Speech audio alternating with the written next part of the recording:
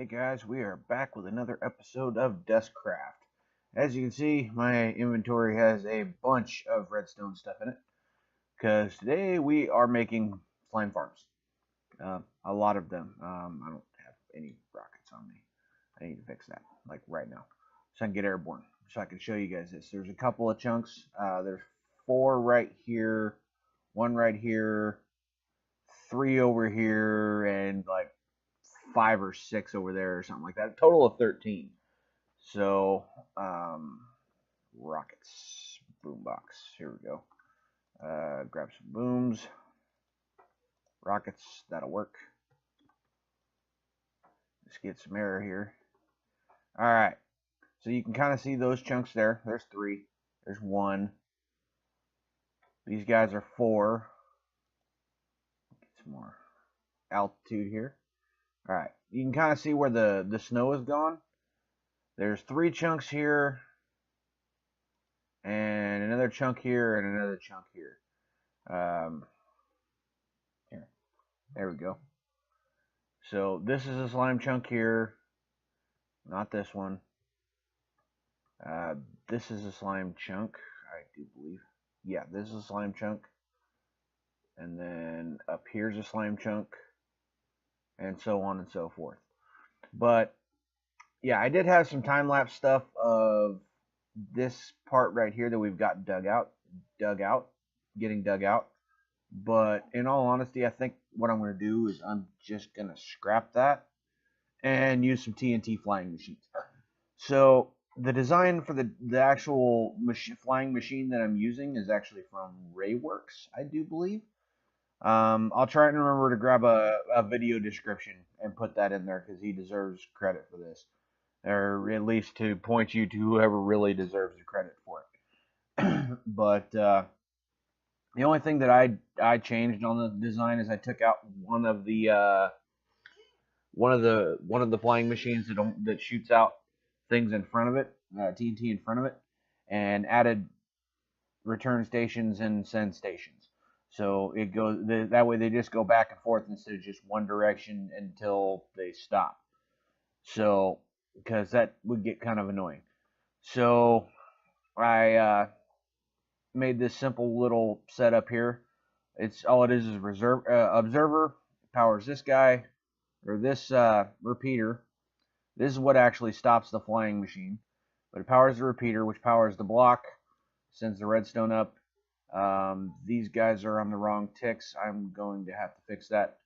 But this one powers, and this one powers, because that's how you have to do it with this particular flying machine to make it go without screwing everything up. Yeah, it took me about an hour to figure that one out. But I'll give me a second. I'll figure out what ticks these are supposed to be on. I've got another screen with my my alternate account set up on it. All right, so this one here's got to be on 4 ticks. So go ahead and change these. Yeah, this is a pretty simple send station. I have very limited redstone knowledge compared to some of these guys, so yeah, I'm just trying to make do. All right, we'll take the quick route over to this side. All right, the catch station over here, it's pretty simple.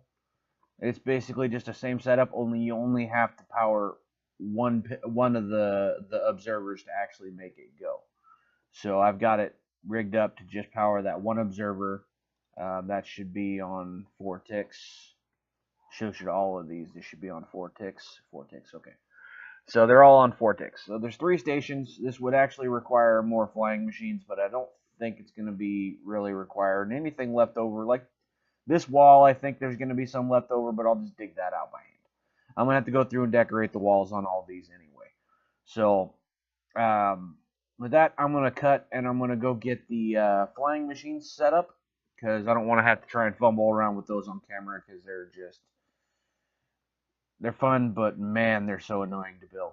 So we'll be back in just a couple of minutes. Alright guys, I figured I'd bring you guys back for the testing of this thing. I did test in the creative world, so this design does work. But let's see if I actually built it right over here to make it work properly. So we'll just shut this thing off here. And off she goes. Kaboom, kaboom, kaboom. Alright, I want to turn that off. So when it returns, it should stop at the return pad there. But I want to follow it because I don't want it to get all screwed up. Man, that's clearing quite the swath. I'm probably going to end up having to fill in part of that wall over there, at least light it up severely. Yeah. So it did get there, and it did get triggered to come back.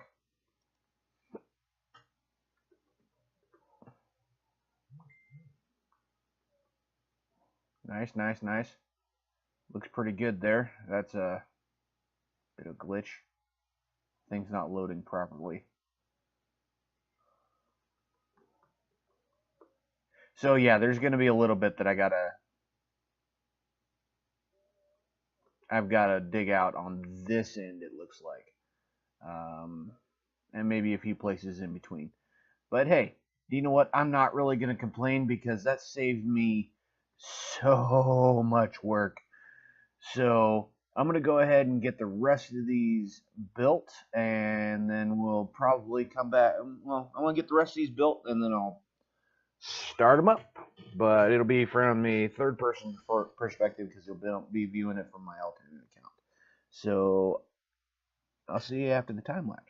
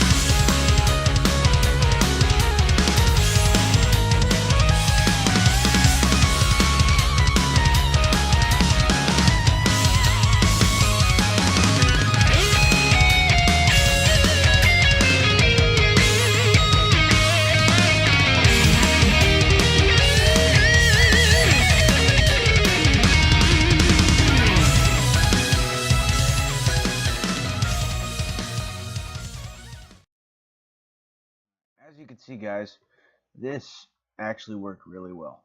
It did exactly what I wanted it to. Of course, there's still cleanup, all that down there, lapis, gold. But so I gotta finish digging all this out right here by hand. So I'll go down there and I'll set up my beacon. I gotta get rid of the lava, the obsidian, and more lava and more blocks. But I could do all that by hand. That's not a problem. I wanted it to be down to bedrock level. So in an upcoming episode, we're actually going to be using lazy chunks and dragon eggs to flatten all that out. So it's going to be down to literally the Y level 1, or whatever the lowest level is that's not through the floor, because it won't allow you to break through the floor if I remember correctly. But it'll level it out, so we can get the what is it, 4 or 5 platforms in the lowest possible chunk, or sub chunk, or something like that. So that way these farms will be a lot more effective. So that's a big lava pool. So I'm going to have to get rid of the lava coming out of there, all these blocks here, and all those there, and so on and so forth. I've also got this here that I can run through and explore. I saw that with my alt account or my cam account, so I was kind of expected. I kind of know that it's a fairly large scale mine shaft, so I think that this one up here, this one right here, is going to go through it, and I think this one right here and this one right here will also go through it. But yeah, that's one chunk dug out down, and that means there's still a few to go. What was it? 13 chunks, so 9 chunks left. 1, 2, 5, 6, 7, 8, 9. Yeah, so 9 chunks. So this one right here is going to be kind of a pain in the butt because of the way it's set up.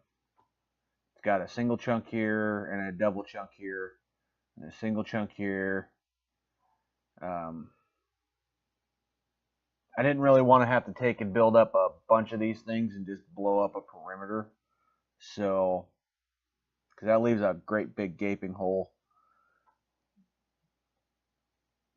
So yeah. Yeah. I still got some ghost blocks and stuff, or not ghost blocks, but some floating blocks to clear up, all that good shit. At least there's not many of them. But yeah, I think with that, we're just going to end this episode. It's been a lot of fun so far. I'll probably get more of these set up and get the rest of these dug out before the next one, maybe. It all depends. I want to get this one cleaned up and set up, and then we'll kind of see what that's all about.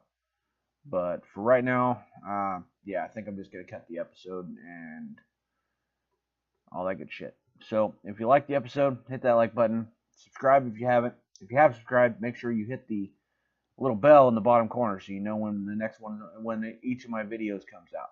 They are getting more frequent, so yeah, definitely hit the bell so you know when I upload. You can watch all my videos. They will get more and more entertaining, hopefully. But either way, there'll be some knowledge involved. Yeah, with that, hope you enjoyed the episode, and have a good one.